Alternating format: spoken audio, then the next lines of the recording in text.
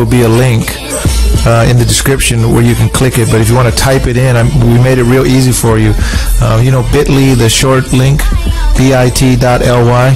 So you can type bit.ly/subscribe_KXVS_YouTube. So bit.ly/subscribe_KXVS_YouTube. That's easy enough, right, Donovan? Donovan's a silent minority. Speechless. I'm trying to get my accent right. Hold on. I'm just throwing over it in my head. Let me start. Hold on. Yeah, hold on. How to do it? All right. I don't know about you guys, but I'm gonna go subscribe to this new channel. It sounds interesting. Yeah. Yo, what's different about this channel than the last one? Well, what's changed? Well, we're making some changes. We're always doing something new, but this is something that we had to do this, and we've had to do this for a while. So this new channel, it's really not much different, except the channel will be different. So all our new content is going on the channel, and we're going to migrate all our videos over to that channel as well, and we won't be using the old channel. So if you're waiting on that channel, you'll be missing it. So please do subscribe to our new channel, and it's real easy. Follow us on Facebook, thevoiceofstockton.org.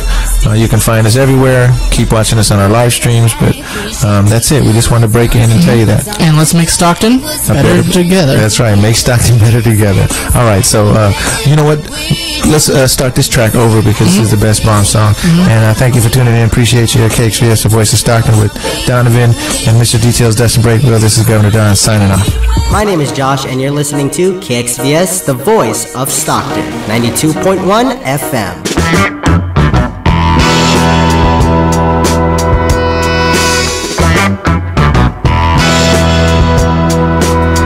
Welcome to Word of Mouth, and here's your host, Jasmine Leek. Hey everyone, good evening. Sunday, October 22nd. We are a little over 1 week away from Halloween. It's a fun time of the year, fall, sweater season. So welcome to Word of Mouth, a show all about Stockton and what's going on in our city. And tonight, every night, we'll be talking about all the things that you'll only hear by word of mouth, hence the name of our show. So I just want to remind you that this is our 4th episode, and we've got all 3 previous episodes available for you to go online and watch on Facebook, and pretty soon we'll have them uploaded to YouTube. So if you want to go and catch up on some of the previous episodes we've done, I definitely encourage that. We've talked about all kinds of things related to the city, whether it's history, the arts. What did we talk about last week? Education, the state of education in the city. So we've had quite some amazing guests, and nothing different for tonight too. So I'm excited to share that we have 2 excellent guests, Jared Rustin and Emily Ostreicher. They're 2 amazing Stockton residents who are building community in downtown Stockton through the arts and public service. And so they'll join us in about 15 minutes. So stay with us. But just a little reminder about why we're doing this show, why now especially. Sometimes it's hard to get the word out about things, and we want to make sure that we're bringing to your attention all of the interesting little things and stories and ideas that are happening here in Stockton, and maybe the things that don't get as much attention. So be sure to give us some feedback as we're live. We will be checking the comments, right, Dustin? Yes, we will. And you can send a message to our Facebook page, or you can even just drop them into the comments below. So we'll read them throughout and try to answer your questions. And if you have any ideas for a story, definitely send them my way. The email box where you can send them is wordofmouth@thirdcity.co, or you can just send them to our message box here on Facebook. So yeah, let's see. It's been a long 2 weeks since I've been back on the show, and a lot has been happening. Let's see, when was it? On when was the last time we had a show? October 14th? Yeah, around there. October 15th? No, October 8th. I can't even believe it. October just blew by. Seriously, went by super fast. But there was like a huge women's rights forum I went to out in French Camp. How was that? Kimberly Ellis came to town. I heard about that. She was really inspiring, super inspiring, and a lot of really good conversations coming around about women's rights. And it's interesting. There are a lot of women leading the way in Stockton, which I'm always really proud of. And yeah, got to meet some really inspiring people there. And let's see. There was also the Empower Expo. Did you go to that, Dustin? No. Did we have a contributor there? When was that? What day? Let's see. It was on the 15th, I think. That was also the day of, or the 14th. No, it was the 15th. It was the day of the Jane's Walk. I don't know if we had anybody out there. I didn't see anybody go live that day, but I heard it was an awesome event, and tons of people showed up, and there was like a bunch of vendors, and it was great. So shout out to Tashante. Good work. Yeah. And then we did have Jane's Walk. That was fun. You weren't there, huh? No, I missed it, actually. You've been so busy. You know what? It's like some of those days where you like I was at a football game the day prior, so I was like, man, wiped out, and I'm like, really? Oh man, it's like an hour till. Do I really want to get up and get out of bed? Yeah, no, I feel you. Like, especially in the heat, and this weather's been crazy lately. Yeah, it rained last week. Totally. So yeah, I'm like, it's October. You get a pass. Like 95. I'll be at the next one. You've been at almost I've been all of the them Jane's besides Walk, this one. so yeah, you get a pass. Okay. But yeah, it was really fun. We had a great time walking on the waterfront. It was about 45. Well, let's see. No, it was about an hour and a half long walk that we went on, and yeah, we talked about the waterfront. We talked about Old City Hall. We talked about New City Hall, and we had about 20 people show up. Oh, that's nice. Yeah. Yeah, it was a cool morning. It was cold. Literally a cool morning, and seems like every morning now is cold. I know, and at night. Yeah. But also this weather. I mean, like, I'll wear a sweater to work, and by lunchtime, I'm like burning up and sweating. It's disgusting. I do not like this kind of weather. Can we just get some consistency, please? And then this past week was Arts Week. I know. It was so much fun. It was fun, yeah. I saw you out at DeCarly Square. Yeah, Monday. It was very fun. Then the Art Lab's been doing stuff over here. I know. With Drew, yeah. There was so much programming for Arts Week. Congratulations, Visit Stockton. Y'all killed it. And we I also thought had it was Fallback really great. Thursday on the Mile this week, too. I know. So, yeah. I didn't go to that. There was just too much going on. There's I a couldn't lot, I couldn't even keep up.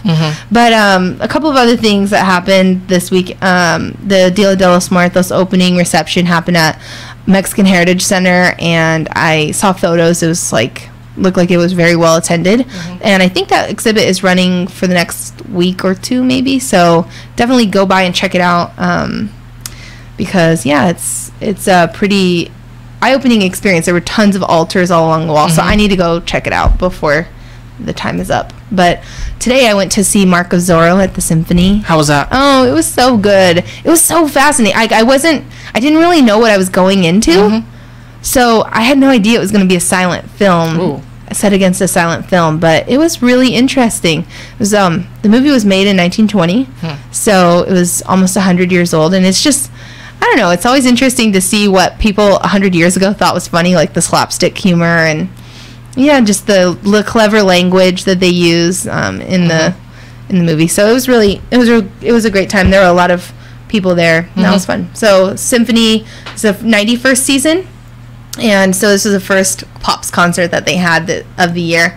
And so there's some more opportunities. If you didn't make it out today, definitely consider going to one of the next few shows that they're going to have. I saw that they do their holiday show, so next time I'll probably be able to attend is going to be around then. And I want to thank Dr. Melrose from Brookside Optometry. He hooked me up with some tickets, so that was so nice. Thank you for that. I really appreciated that. I don't always get to go to the Symphony. Yeah. I'm balling on a budget over here, so it was nice. Yeah, I had a great time. And yeah, so let's see. We're at 7:07. We've got a few more minutes. There was a couple of other things, big announcements in Stockton that happened this week. The mayor is piloting a program called SEED. That is a basic income pilot, and that's been all the talk on Facebook. People have many, many opinions about that. People always have Facebook or comments on Facebook. True. I really enjoy reading the commentary. Yeah. I love looking at people's really interesting opinions, and when I say interesting, I mean truly interesting. I don't mean it in a rude way. Sometimes people are like, oh, that's interesting. But I am actually curious about how people came to those. There needs to be a sarcasm button sometimes on social media. Right? Yeah. I feel like there is. Isn't that what they created haha for? Is the it? haha link? I don't even know. The reaction? Yeah. Well, anyway, yeah, so the pilot should be interesting, I guess. I hope I have this 100% right. I watched the press release. There are some details that are a little fuzzy to me, but basically, a group of philanthropists are giving $1 million to Stockton. Stockton was chosen out of many cities to pilot this basic income project. And basically that's going to give a set number of residents up to $500 a month extra, just to see what people do with it. People who are living below the poverty line, what they do with $500. So we'll see. I'm pretty curious to see how they design the program. I did read that, or I saw that it was going to be 6 to 8 month planning program to identify who gets the money and if there are any qualifications at all, which it doesn't seem like at this point, but maybe through the design process they'll come up with some requirements or qualifications. But it's always interesting. I think when it's great. New stuff comes out. Yeah. People, Well, and this is something I was talking with somebody about earlier this week, is like, I feel like Stockton has always been a place for civic innovation. Yeah. Right? Like, people come here, they start new businesses here because there are less barriers than in other places, right? This is something that me and my team at Third City Coalition from the beginning have said, that Stockton is super unique in that there are some really interesting opportunities here that don't exist in other places. And so, I feel like we've always done that. We've had people come and start new businesses, even back to, you and I were talking about this earlier, the beginning of Stockton's history, when Captain Weber came here and he got a business partner to buy into setting up and settling in Stockton. And that was in 1841, and things were difficult. It's hard to start things here and sustain them, and but some people tough it out and some people move on and try new things. And so it's interesting. It'll be I'm excited to see what other new projects and ideas come to Stockton and set up shop during this time of this exciting times that we're living in. It is. I think everybody around America is kind of doing that, though. I feel like it's like trying new things. Trying new things. They're like, it's 2017. Let's just throw it up in the air and let's see if it lands. It lands. If it doesn't. Yeah, I mean, there are some seriously significant problems or challenges that people all over the world and country are feeling, and so I feel like people are more open to trying new things. I don't know though. I've seen some communities that are just like, no, we're not doing that. We're not going to try new things. But anyway, we are, and that's pretty exciting to me. I feel like there was something else, but anyway, I do want to, we'll take a quick break, and our guests will join us. Remember, we have Jared Rustin and Emily Ostreicher here. They're going to be talking all about how they came to Stockton, what they're doing here, and sharing their story with us. So stay with us. We will be back in about 2 minutes.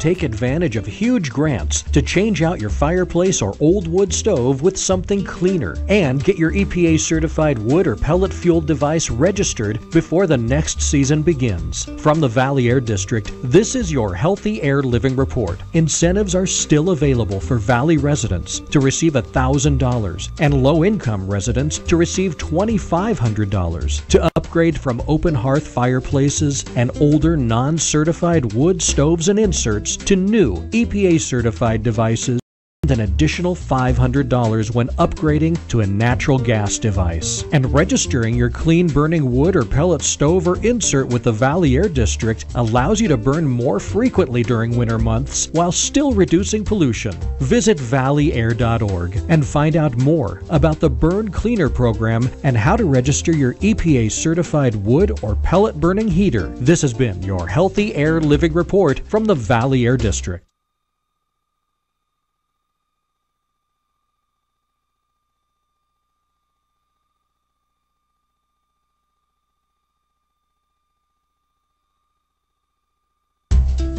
What is your school doing to protect students from exposure to harmful air pollution? From the Valley Air District, this is your Healthy Air Living Report. The Healthy Air Living Schools program provides participating schools with signs for their parking lots in both English and Spanish, reminding parents not to idle their vehicles when waiting to pick up their children. It also provides schools with the tools needed to receive current air quality information and guidelines for the duration of student outdoor activities based on air pollution levels. Schools can also post current localized air quality information on their own website, further helping protect public health and educating parents about air quality. For more information on how to become a Healthy Air Living school, visit healthyairliving.com and click on Schools. That's healthyairliving.com, Schools. From the San Joaquin Valley Air District, this has been your Healthy Air Living Report.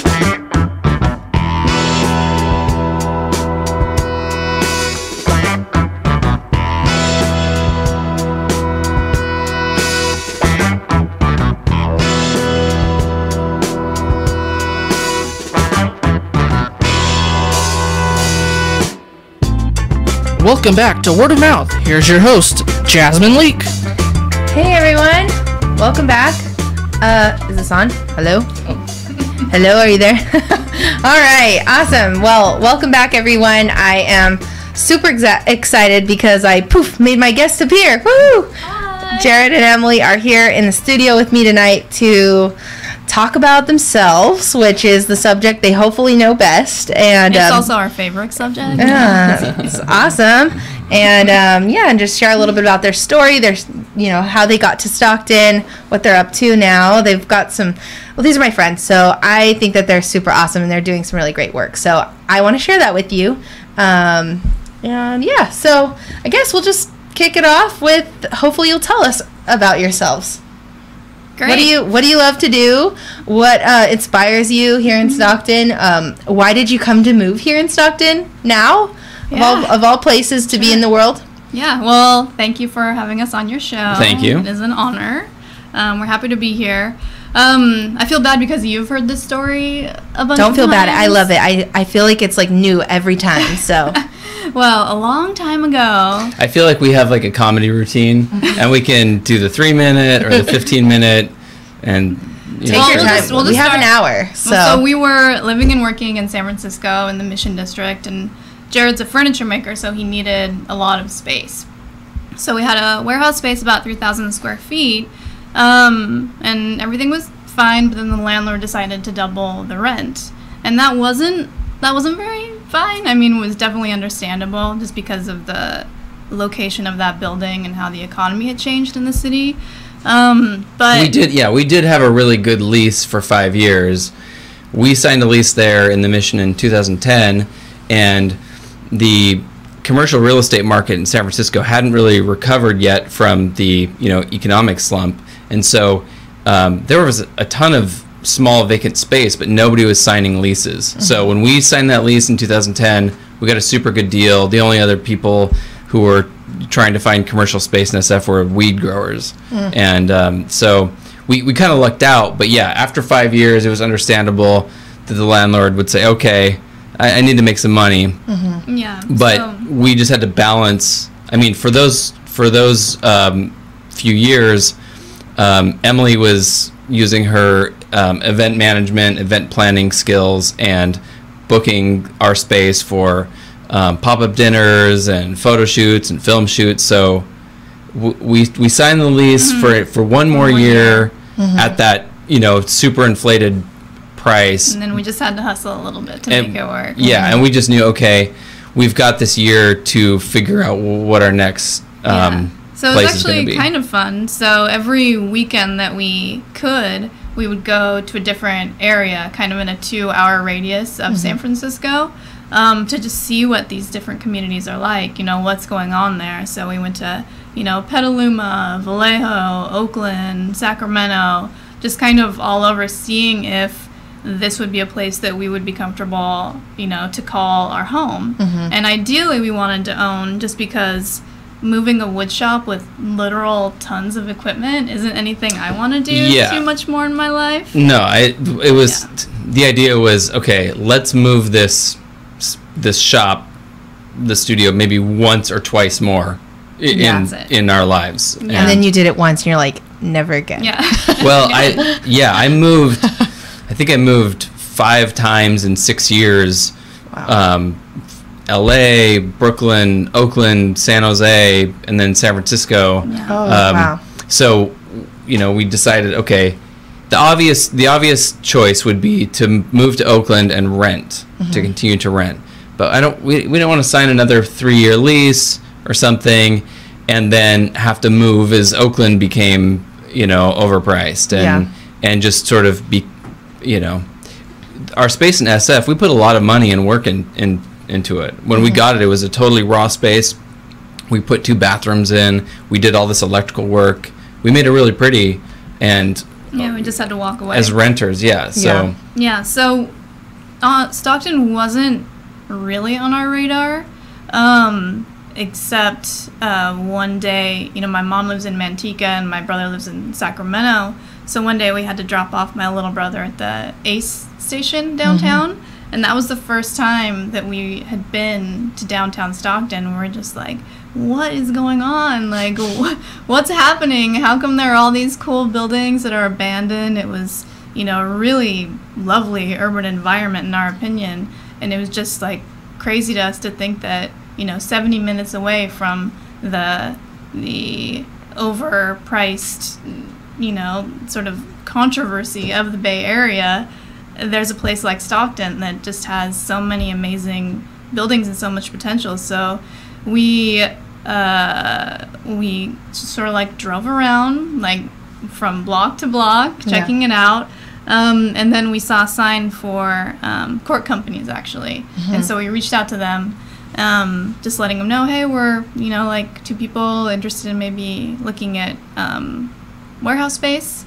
And we talked to someone there, Mahela, and she was like so excited to welcome us here. And then we ended up meeting, when we came down, a few other people like Tim and you, and everybody just made us feel so welcome that I say from the first time we drove through Stockton block by block checking it out to the time we bought our building was like 2 months. Wow. Yeah. Yeah, I remember when y'all came on the scene. I was like, these are some cool folks. Hopefully they'll come and live here. It's always fun when there's like new people who are interested and see it in a different light than maybe people who are from here. Yeah. Kind of, it's hard. It's like difficult when you see some place that you love like struggling and you don't know how to make it better. Yeah. Or you don't have the means or the resources to make it better. So Right. yeah, so it's cool. I'm glad to have you both here. But so like tell our guests a little bit more about what you do like with your space and what you told us you bought this building, but what are you doing with it? Well, I'll say too that as we toured these other places around the Bay Area, Napa, Petaluma, Martinez, Vallejo, San Leandro, all these places, they each had kind of an existing identity. For example, Petaluma has this history of dairy farms and egg Chicken, production, yeah. and so if I'm imagining what kind of space would I occupy in Petaluma, I'd probably be in an old chicken coop or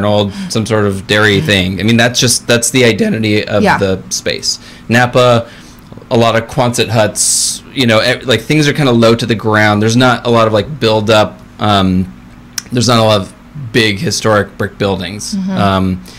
Martinez and Vallejo, shipbuilding, so maybe they have a bunch of really huge old government-owned buildings that they're subdividing and renting out. But Stockton, it didn't have, I mean, just from driving around in those like initial visits, it didn't have a prevailing, strong identity. It was just old and empty and cool and a blank canvas. And that's what was exciting. And it may sound a little weird, but when we're sort of envisioning this move and thinking about PR and marketing for my business, I can't help but think of some future editorial feature in, like, let's say a Sunset magazine or Dwell or something like that. And if the story is,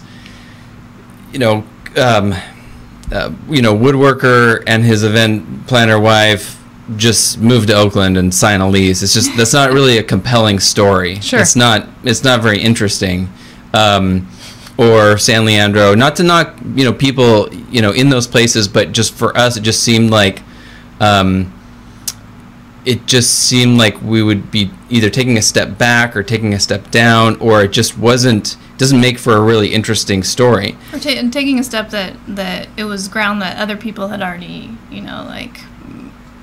people have already led the path. Yeah, people who had sort of settled in Oakland and had established warehouses and artist spaces they'd already done that. Yeah. And I'm sort of used to coming to the party right as it's kicking off, and then sort of the end of the party, kind of moving to Williamsburg in 2006 when people would argue, okay, it was already kind of over by then, or that's when it started to become unaffordable for people. And same thing with Oakland, and same thing with the Mission District in San Francisco. So we're interested in going someplace where we'd be starting kind of at the ground floor, like we could build something from the ground up, and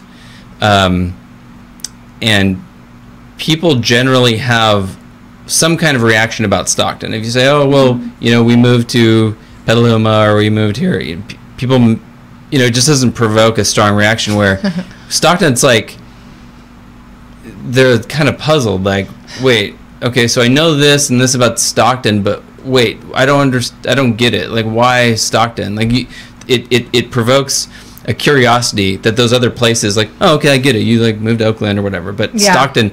And so we're thinking about, just the story of our lives, and as risky and scary as it seemed to move to a place that has this reputation for being hostile, or dangerous, or economically depressed or whatever, we just were excited about that conversation. We were excited to be doing something that would elicit, wait, what? Like, what? Yeah, and what's interesting to me, just to go back to what you were talking about before, about perception, is that, actually, before we ever went to Stockton in person, I had seen, the old firehouse on Pilgrim on Craigslist, and, 3 years ago or something. Yeah. And so I jokingly sent it to Jared, like, oh, well, we could always buy this firehouse in Stockton. Like, yeah, right. Yeah. So my perception of Stockton was one thing, but then us actually coming down here and meeting the people,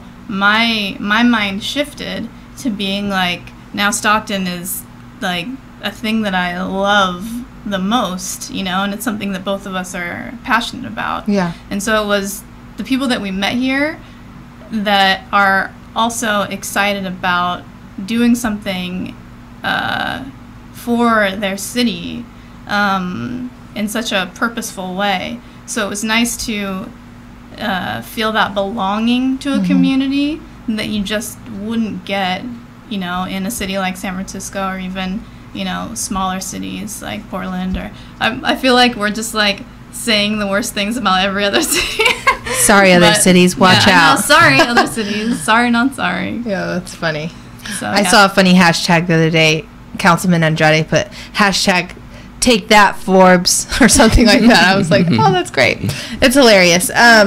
So you have a furniture studio. Yeah, so the bottom line, as Emily said, is I just wanted a space that I owned and that was beautiful and that would inspire me to work, to motivate me to work. Yeah. And I imagined, and that's why I couldn't see myself settling for something just in like an anonymous industrial park, a concrete tilt up with no skylights. I just couldn't imagine that, because I spend so many hours working, and I need the space to inspire. I need great light, and I can get by on a minimum of space, but I wanted enough to allow future growth. Yeah. And so the whole idea was, we were scraping by, we were struggling in San Francisco.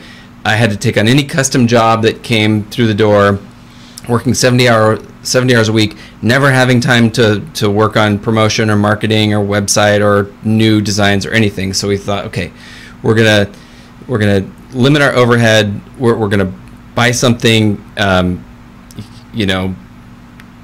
reduce our monthly expenses by half or more, and then we'll have more time to work on creative projects and to expand the business. And that's what we've been able to do. So for now, I'm just a one-man shop, and it's nice. I've had maybe 24 different apprentices that have come through the studio over the last 10 or 12 years. And I've had some apprentices here in Stockton too, but I haven't reached the volume of demand where I really need to hire. Sure. I will sub out things if I have a big project, take on some, helpers for short periods. But what's nice is we have the space now. Our building's 5,000 square feet. The woodworking portion takes up a little less than half of that, but even then, there's plenty of room to expand. So I do most of my work within maybe a third of that space, and I can just envision having these other benches set up and having other people working. But a friend and I just started kind of a side project guitar making business. I mean, it's I saw that. I mean, That's it's just cool. in embryo. It's not really a business yet. It's more just like, let's build a couple guitars and see what people think. But having the opportunity to expand and just having the time to do more stuff like that, and then going back to what Emily said, the community here was kind of the greatest selling point. Cool old abandoned buildings are one thing, but knowing that there's a community around to support, and we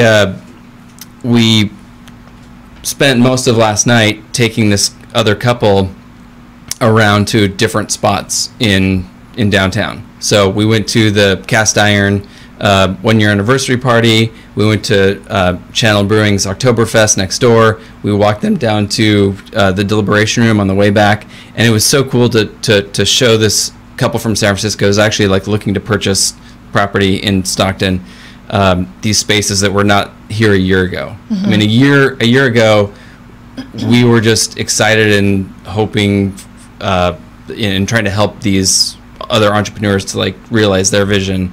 And so and they're really excited. Yeah, and we're explaining to them, look, all of these people, maybe in some other realm, we may not have sought each other out as good friends, but here in downtown, even with different political affiliations or different priorities, we all come together because we're all trying to make this thing happen. And so there's a lot of support and cross-pollination and collaboration. I feel like it's the definition of community is what you can see in downtown Stockton. Yeah. And it's nice that it's there, and there are places, like Cast Iron Channel, Deliberation Room, where you can come and just on a random Saturday night make connections with people and just do Oasis sing-alongs.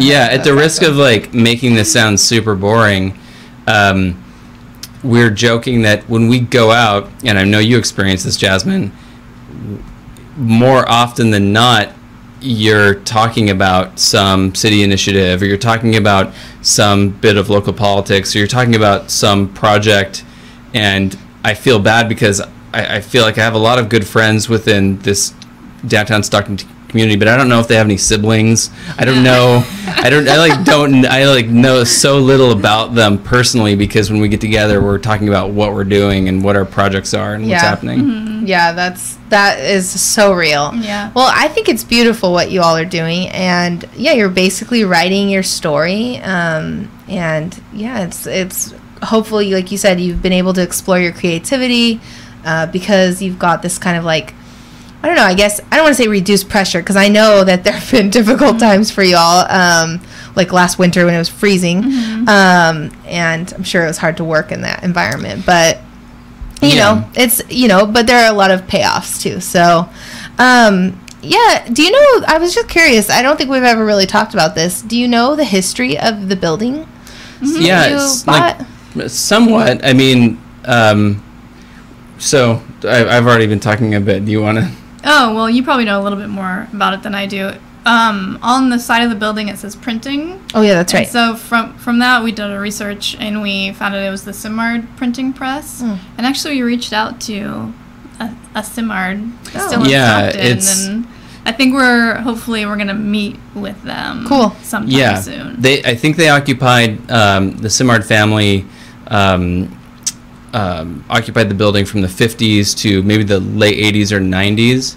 And so before that, the building was built in 1918, and I think that part of Weber Avenue, there was a lot of auto and tractor showrooms. So when we changed out our roll-up door, we unearthed these two panels on either side of the roll-up door. One says, it's a hand-painted sign that says tractors, and one says implements.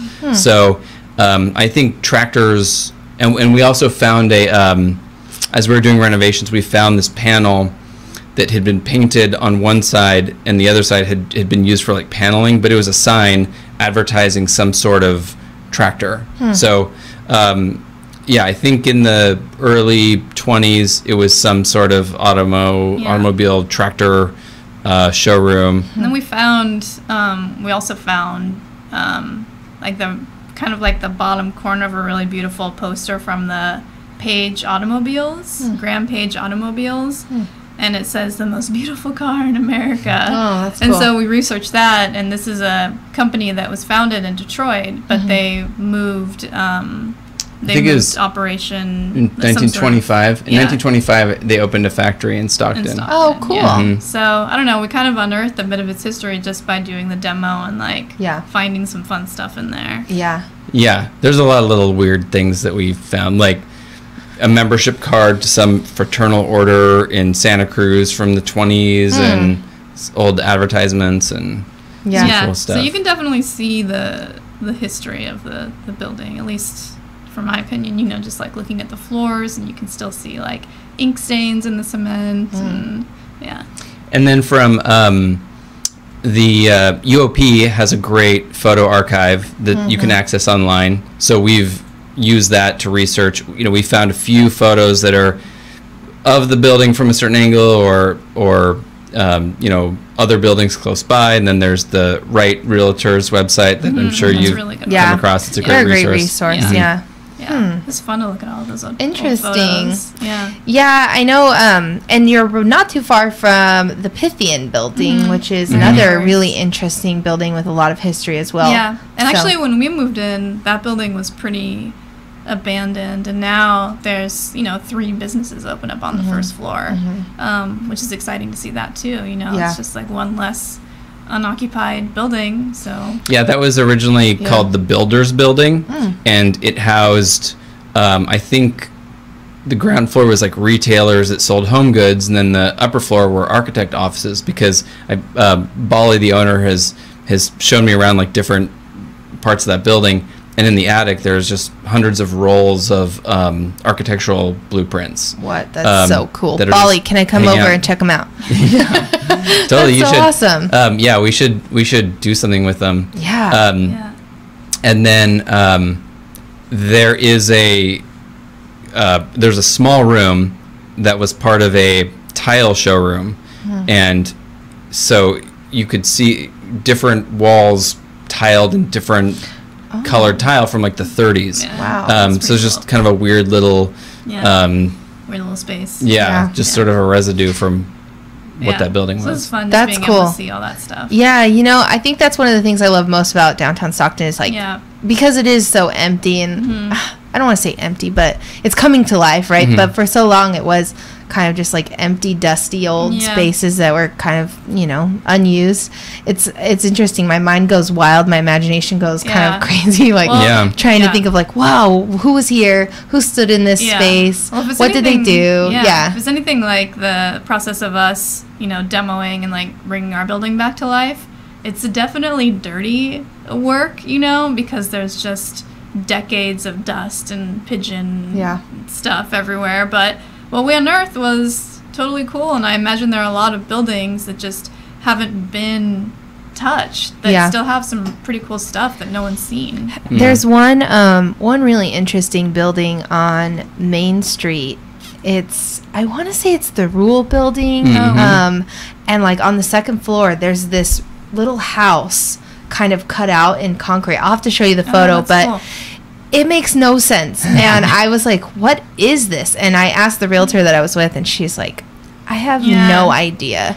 She's like, I can't explain anything about this, but you know, it's just little things like that that stick with you, that you're like, wow, that's super weird and cool. You know, Trail Coffee is opening up their new place a few blocks from us, and you know, we were talking to her about design, and then one day she sends us a photo of the floor that she unearthed, you know, that hadn't been seen and who knows how long. You know, it had been covered over by carpet and linoleum, but now it's this beautiful floor that's going to see the light of day again. Yeah. And, you know, it's just exciting. I am so excited about them opening up. I cannot wait till they're back open. I know. It's going to be awesome. It'll be nice because it'll be just around the corner from where I work, which is good and also a little bit dangerous, I guess, because coffee. But anyway, let's do it. I'm about it. Yeah. So tell us, what's the long-term vision for your space? So I know you have part of it being used for your studio, but what else? What else do you have planned? I mean, from the start, Emily wanted to have like a cafe or some sort of retail space in the front, and I don't know if we'll get that far, but we'd love to make the front showroom kind of area, like at least like a by appointment gallery, so I can have a bunch of different furniture there. You know, we are sort of limited by what that building is what its use is dedicated toward. So it's really not a you know, retail space at the moment, but with further renovation and stuff, I think we could. I think we could do something really fun. The good news is I think this is the good news. We have a shared vision for what we want to see. That's great. Like step one. Yeah, exactly. You know, right now we're in the process of like, what's it going to take to make this space comfortable? What's it going to take to make the space livable through the winter? And then, you know, like then we can work on more aesthetic parts of it, and, you know, getting it to a place that we would be really proud to, you know, bring people and show them. And you know, we've had some events in there already, and I'm always a little bit sheepish just because we put so much work into it, and you know, we're proud of how far we've come, but still with that vision in our heads, we're not there yet. And it just takes time, it takes money, and you know, life happens. So we're totally just bootstrapping the project. I mean, we had to get some loans to repair the roof and to do some of the other infrastructure stuff inside. But from here, we're just kind of doing things as we can. So I do feel guilty that you know, our facade is not yet, you know, people driving past still have to look at, you know, ugly plywood over some of the windows, and we've got this lot next door that we've designed a fence for it, but we just haven't, you know, executed that. And so we're trying to balance interior renovations, exterior renovations, and then just trying to, you know, balance running a business. And so we want, you know, I'm an events person, and we want to be able to continue to invite the community of Stockton into our space. Just number one, it's good, it gives us a deadline to get some projects done, which is also always nice, but also we like showing what's possible with the building, even though we're not, you know, like we're not rich, and we're just like doing this on our own, and we're trying, and hopefully, you know, it'll just be a project that will continue to, I don't know, work on forever. I think that's, you know, something that I hear like a lot. People are like, oh, all these people are from San Francisco and the Bay Area are going to come in, and you know, where's our place? How do we compete with that? And I think the thing that I love about you both is that you are willing, and you're doing this incrementally, right? Like you are taking it slow, and And obviously I know you both are super hardworking, but I think sometimes the misperception of people is like, oh, well, they're super wealthy, they're gonna get it done right away, we're gonna get left behind kind of a mentality. And I appreciate that you both are super transparent about that and the story, and because it isn't easy. Even if someone did have all the resources to be able to do the project, it would still be difficult, right? Dealing with all of the ordinances and the legal and different contractors. It's not easy. So I appreciate that so much. And that actually brings me to another concept that has been floating around. I know Emily and I have talked about it in the past, is this idea of starting with a block, starting with one kind of small area and really taking ownership of that, maybe not literally, but just trying to, make that block better. And so it's super cool to hear that the Pythian building has new businesses in it, or is, supporting the businesses that are there. I don't know if they were there before, but you said they weren't when you got there. Yeah. So it's great when you kind of build those relationships with the other property owners and are trying to collectively make this happen together. That's really cool. Yeah. I mean, it's an interesting topic, just the idea of, people from the Bay Area coming to Stockton and, moving in. But I think for us, I think one of my favorite cities, for example, is New York. And because the reason I love New York so much is because there are so many opportunities for equalization of every type of person, from every socioeconomic background. You see it. So, I think that what makes a great city is that diversity. Diversity of all kinds. So, I think for downtown Stockton, the good news is there are a lot of buildings that could use investment, but there are also a lot of buildings that, people like us that don't make six figures, can afford and can slowly, put sweat equity and, as much money as we can into it.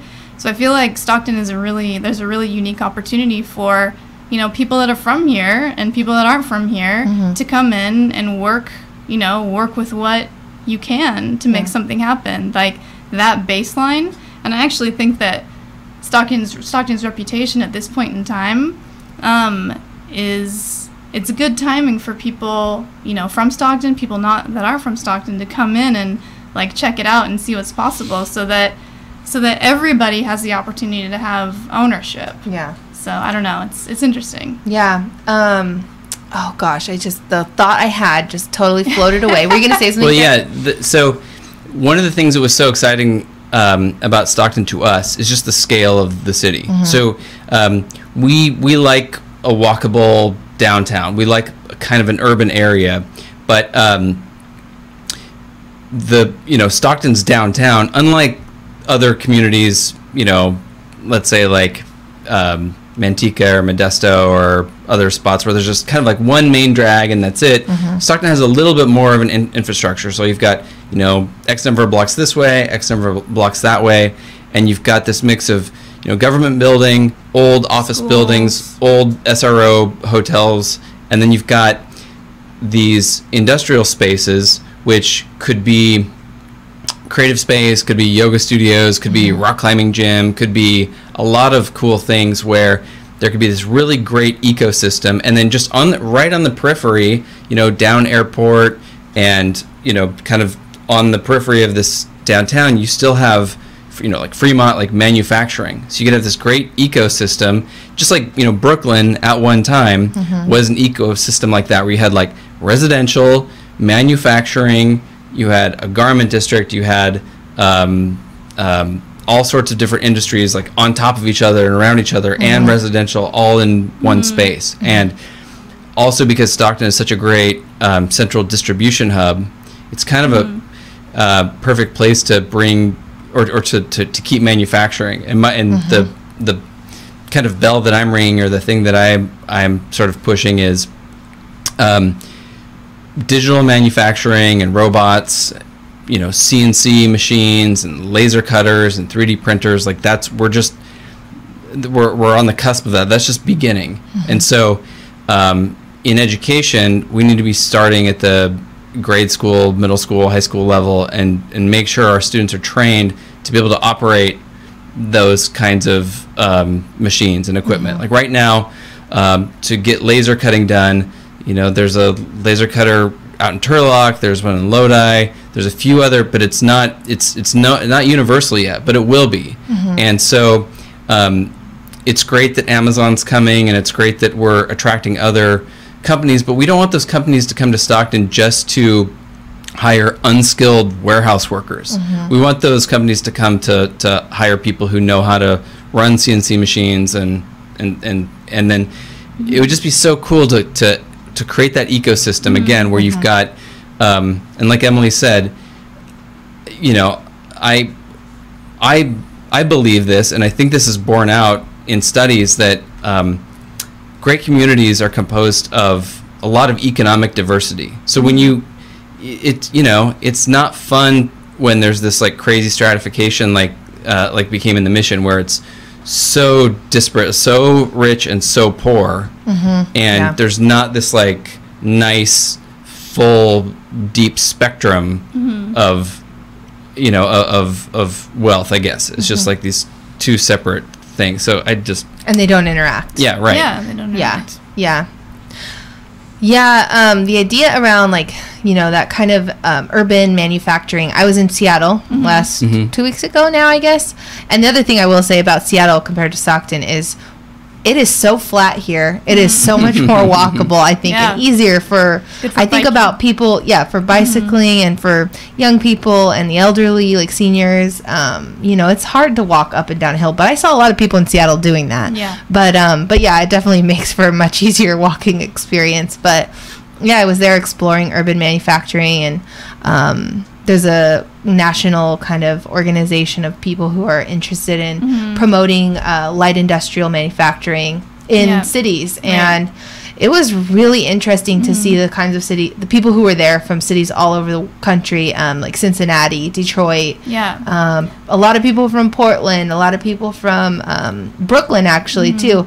I'm just talking about how now cities, the urbanization of cities, and how there are so many people from these kind of like first places like Hong Kong or London, buying places along our coastlines and like our big cities, and then not living there, and then those houses, or those in terms of zoning, they become residential instead of industrial, or the industrial that they're doing is more distribution and not as much manufacturing. It was really interesting to see, and then you have a lot of light manufacturers in those cities looking for places to go. There's a really cool group, and I don't know if either of you, I've actually haven't asked, but there's a group out of San Francisco called SF Made, and that's what they do. They promote policies that will protect light manufacturers. And it's really cool what they're working on, and I'm really interested in kind of collabing with them on how do we make this work? Because like you said, we're 70 miles from San Francisco. We're not that far. We have a lot of the bones in place to get people to and from. So I mean, that's what one of the other things that we're excited about in Stockton is the opportunity to revitalize this city, but in the right way. And it's just so important that citizens like you are cognizant of what could go wrong, and also knowledgeable about what is a right way to do it. And that's actually, I remember the thought that floated away earlier. It came back to me. I think the thing that I appreciate about both of you is that you came here to live here, to make a home here. And sometimes I think in the past, when we've looked at other people who've looked at Stockton as an investment opportunity, right? They don't live here. So, I mean, I think of some of my favorite buildings are owned by people who are in San Francisco, and I'm like, gosh, why? I know it takes a lot of money to invest in it and bring it back to life, but it's like, if you're not going to do that, can you move on so that someone can? Because we would love to see this place come back to life. It's kind of, so I've got this old Ford Ranchero, right? And, I bought it for whatever, $4,500. Now, it could really use new disc brakes, and those will cost me $3,000. And if I install them, they're not going to make the car suddenly worth $7,500. Maybe it'll only be worth $5,000 now. Do you know what I mean? Yeah. Like the numbers don't pencil, but I have an emotional connection to that car, and I'm not looking at that car strictly as an investment. I wouldn't put the disc brakes in it so that I could get a better return. It would just to make it safer for me to drive and more comfortable, and because I plan on having this for the long term. And people have to look at Stockton the same way, where if you're strictly an investor that wants a quick exit, if you want like a 3 or 5 year exit for your investment, a lot of like bringing back some SRO hotel is not going to pencil out, because it's the demand won't be there in time. And so it takes people who are in the unique position that we were, and there are a lot of them. It's just the timing has to just be right. I mean, we've hosted so many visits from people from San Francisco that were like, they'll tell us, okay, we want to come, but I have this like great job right now that I can't walk away from yet, but maybe in a year, or maybe when my lease is up, in a year it'll be time to consider. So there are a lot of people that are really close, and they're coming. So, but I guess, along with that car analogy, you have to be invested not just for the dollars, but for all of it. And which is why it's really exciting to just bring people into this community, because when they come here, it's the same thing that happened to us. When we came here, we had one perception of Stockton, and it was through meeting people that perception changed.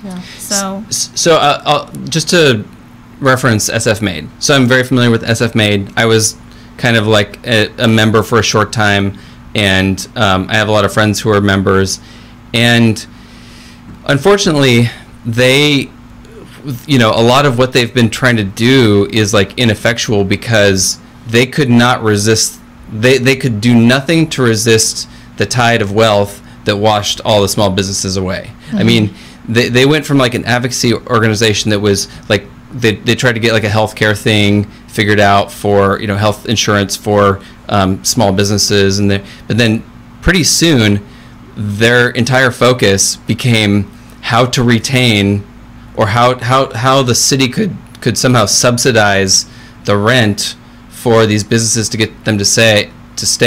Like, I don't remember the stats, but I remember at some point it was like, okay, of our 500 members, 375 of them have leases expiring this year and do not know where they're going to go. Like, have no. So the issue is the city, San Francisco, didn't have kind of like a set of guiding values to say, this is what we want, this is what our city is about, and we're going to make provisions to keep artists here and because once the wealth came, and it came so quick, it's sort of like something in a stream. It's without any sort of protection, or buffering or something, it's just going to get washed away. I think of like dominoes, when people set up those beautiful like domino chains, it's like, once it happens, it's kind of done. And you're right, like if there aren't protections in place, so then it happens very quickly. It gets away from you. And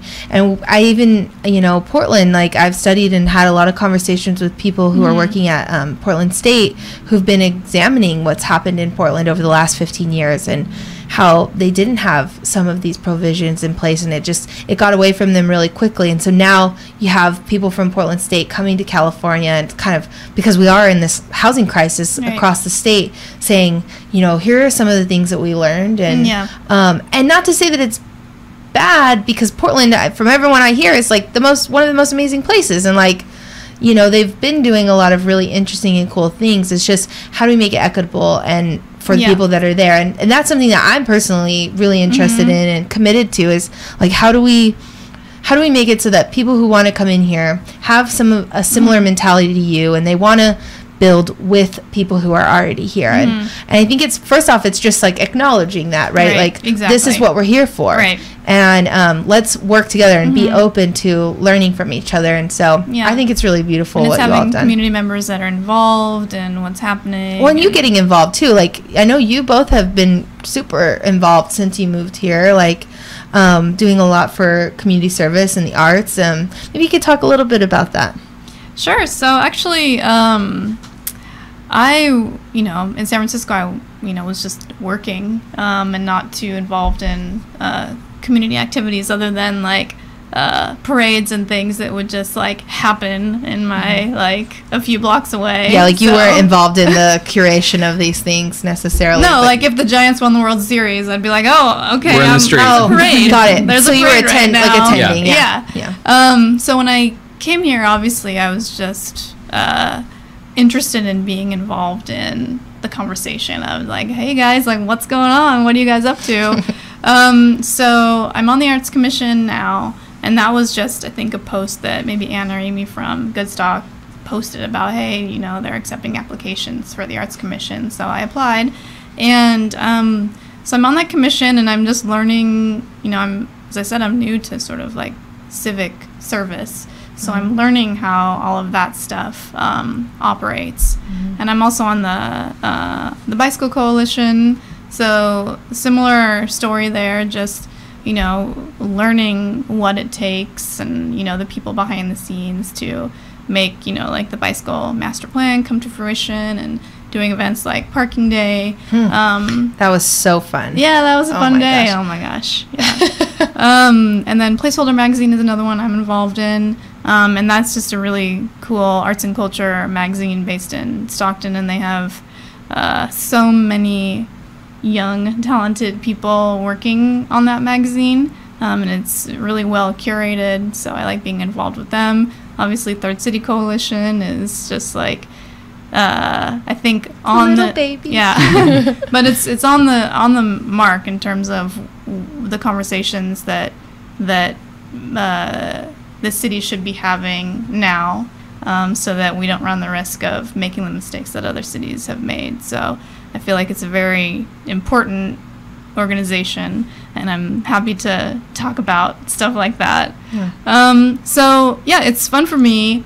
I would say that a difference between, living in San Francisco and coming here is that my social life now revolves around more community oriented, and even, as Jared said, even if we're, just out socially and I'm, not an official meeting or whatever, it's still, still very purposeful. I mean, just the fact that there were so many people out in downtown last night, everybody there was making a decision that like this downtown is going to be a place that we're going to be, on a weeknight. And so just being there in that scene is a form of civic service, from what I can tell. I agree. Well, So Cocktails for everyone. yeah, exactly. it may be a little bit of a stretch to say like we're really helping the city because we're out drinking, doing our part to give revenue to these businesses. But because it's like, It's true. I mean, we were at a little gathering that Lang Lantau had at his house, and mostly teachers, and they're going around there, talking about their experiences, and I'm looking at Emily thinking, we are the most indulgent, selfish people here, because they're, they're making a pittance and spending their own money on, supplies for their classrooms and stuff, and when I meet people like that, they humble me and give me hope in the midst of all these like horrible headlines and stuff, like, oh my gosh, there's people who are totally committed and making huge personal sacrifice. But going back to what Emily said, I think it's common for people who are maybe in an indulgent career to reach a point where, okay, I gotta do something. I can't, for me, a lot of my patrons and clients are wealthy people who have homes that might even make you really uncomfortable with how much wealth is there.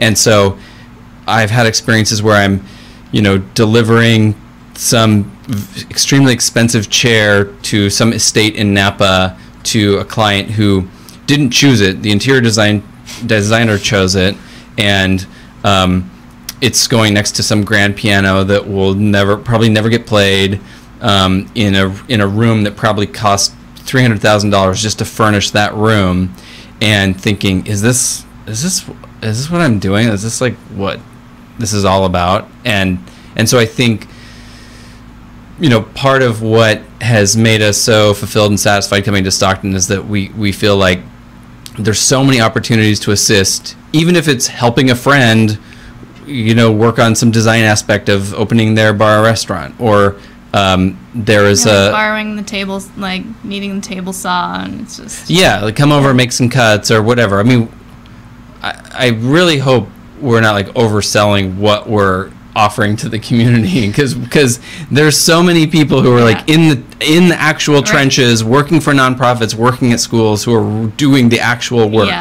But in the same way, so on social media, you're talking about Facebook debate, and one of the things that's been so frustrating is seeing the mayor get criticized because of some perceived lack of activity on his part. And what's frustrating to me is that the mayor is actually doing exactly what he should be doing as a mayor, which is going out and being a salesman for Stockton, going out and hustling and getting the dollars, because he's not an expert on crime, he's not an expert on homelessness, he's not an expert on like water quality or whatever, but Stockton could hire experts to tackle all those issues, but they need money. None of those things can get dealt with. So the mayor bringing like $1 million pilot program here that could have gone to Fresno or could have gone to some other city, that's coming.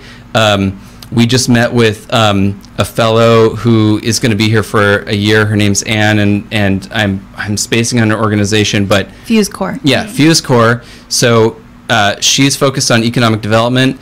Her associate is focused on education, and they're here solely because of the mayor, because he has a compelling story, and he's out on the road, he's going to these conferences, he's meeting people, he's telling the story, he's making people familiar with Stockton that like hadn't heard of Stockton before, or wasn't on their radar. And told us outright, okay, it was because of the mayor that I'm here. So that's a year's worth of a professional salary to come in and investigate, do interviews, and collect data, and then deliver recommendations. So anyway, I guess circling back to the point is, it's an exciting time. We were so like we were in like downtown Campbell, for example, the other night getting dinner, and I grew up in San Jose, so I'm familiar with that area.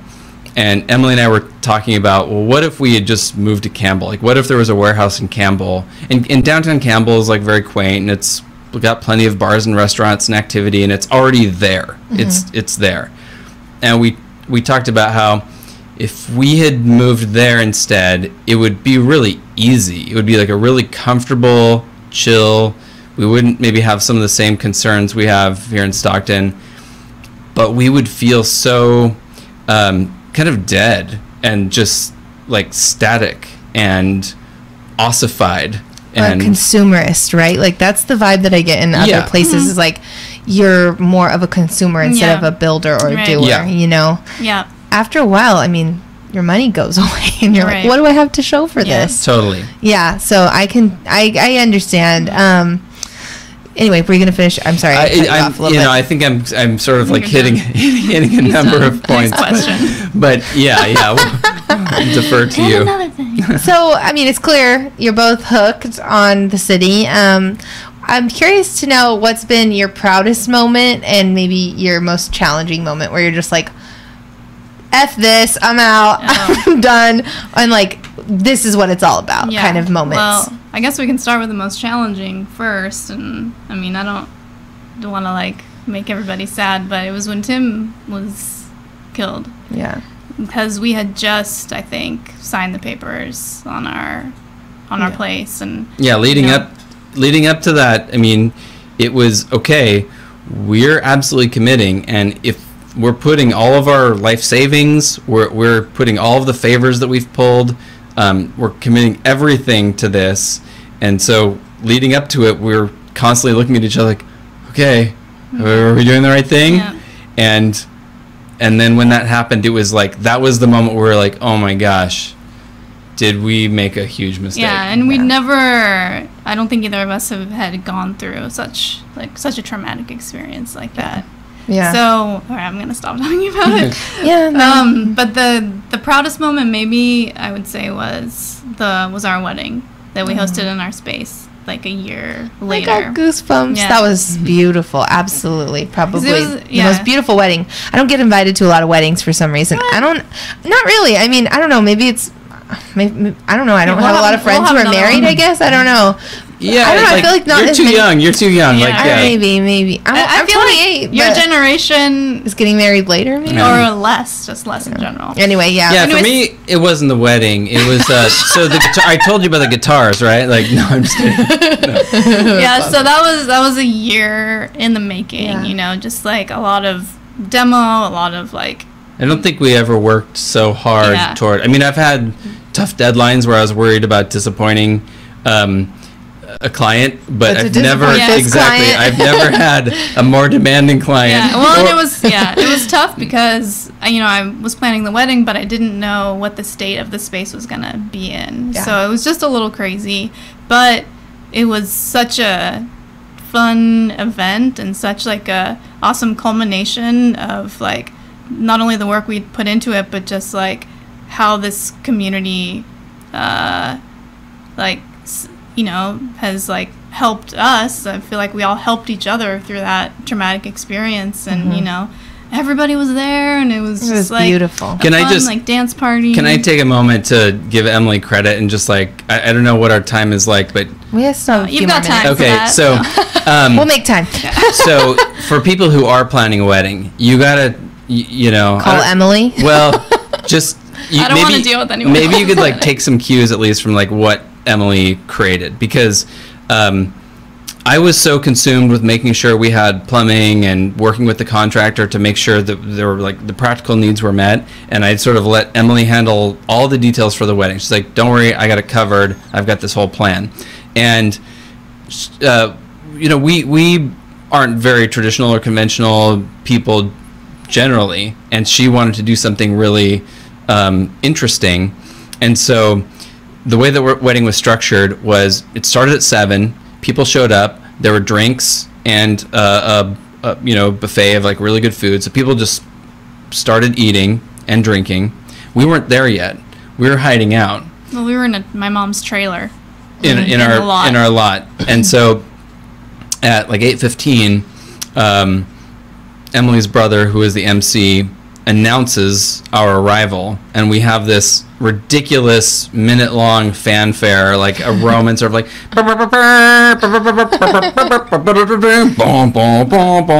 was Jared's idea. So we like come in and we like greet the guests, and we just like start drinking and eating ourselves. And we've got 4 friends, 2 of my best friends, 2 of Emily's best friends. We've asked them ahead of time to prepare oral arguments for why we should or should not be married. And we all sat down and they presented their findings, and they were both heartfelt and hilarious. They were hilarious. Like a PowerPoint presentation that one friend did, and it was awesome.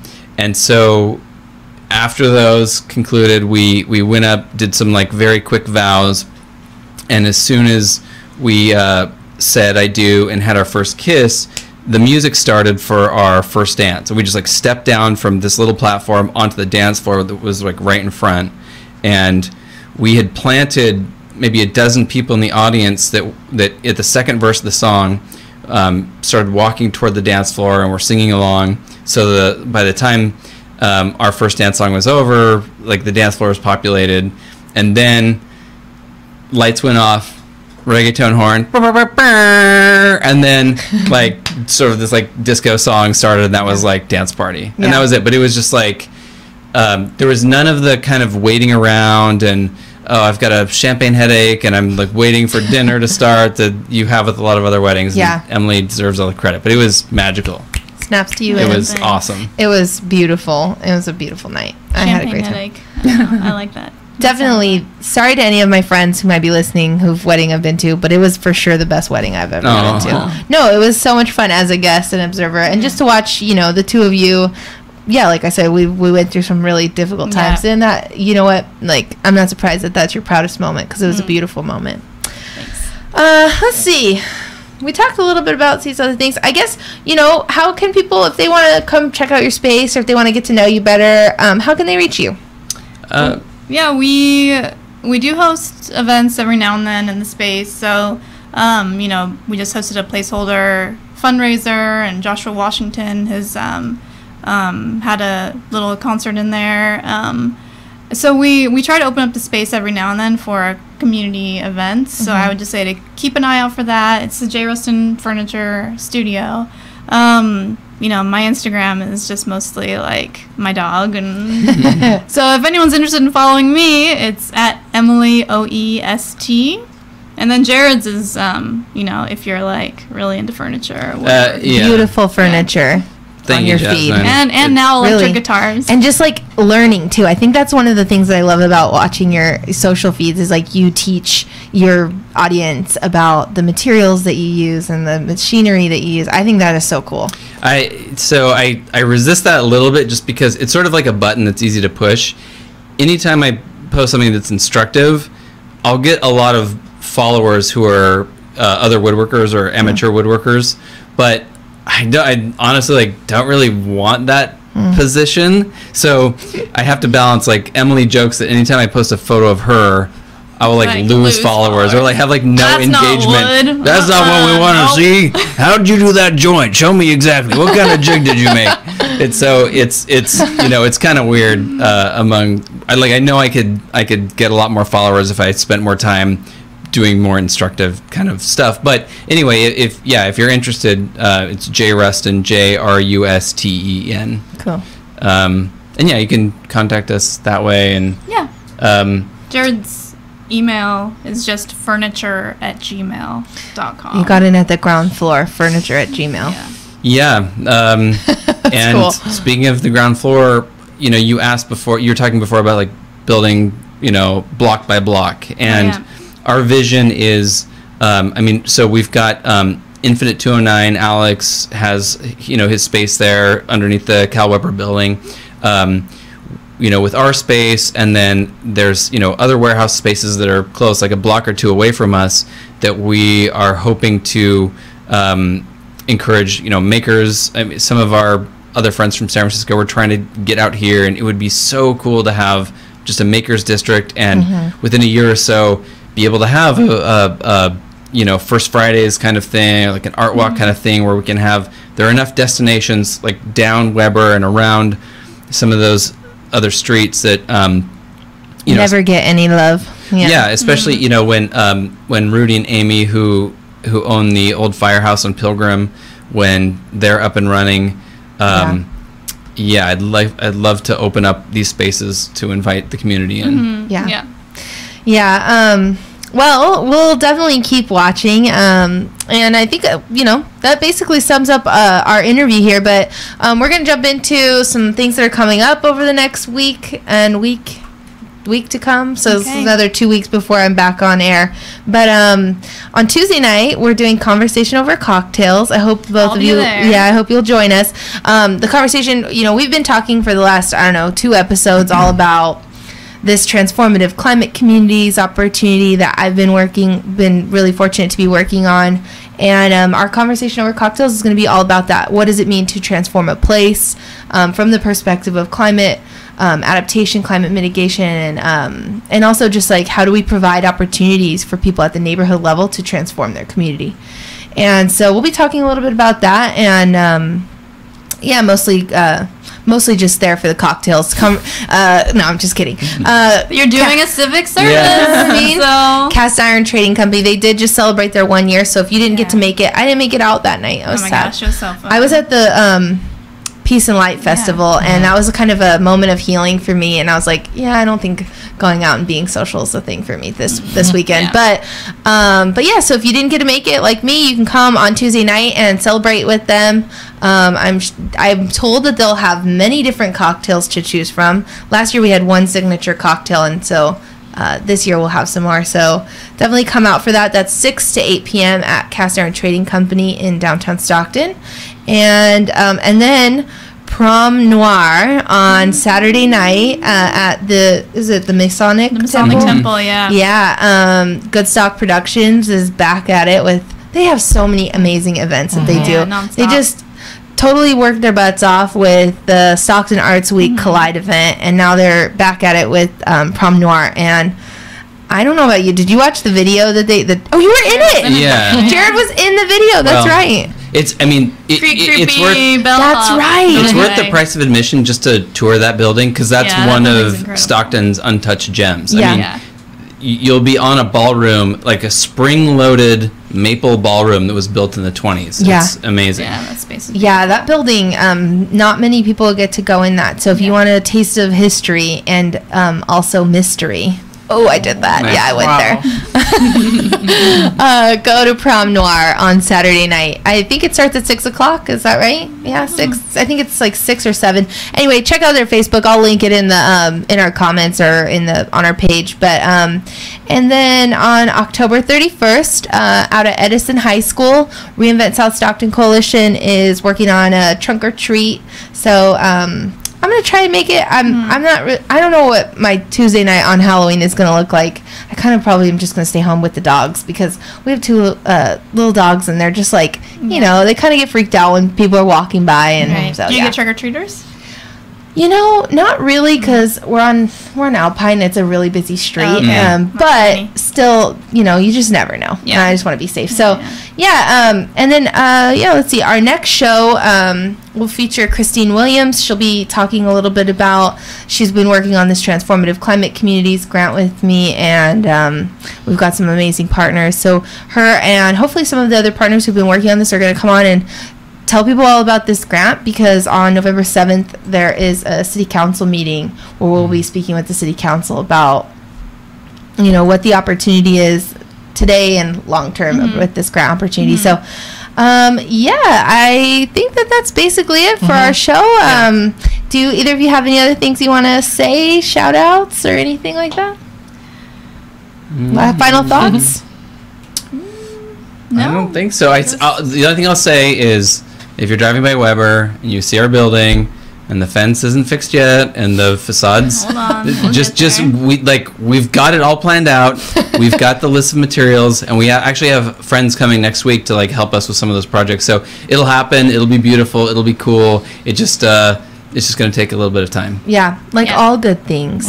Takes a little time. So, all right, well, thank you to KXVS, then the Voice of Stockton crew. Please don't forget you can become a member today and help keep community voices on the air. So go now and donate to voiceofstockton.org. I want to thank my guests, Jared Reston and Emily Ostreicher. To get in touch with them, follow along on Instagram. They shared their Instagram with you. And yeah, definitely follow their story. It's super interesting. I also want to thank the Word of Mouth crew, Dustin Breakbill, our board operator, and our show music is by Polyrhythmics out of Portland. So that's it for this week. Hit me up on Facebook at Word of Mouth page, or send me an email, wordofmouth@thirdcity.co. See you all next 2 weeks. Bye.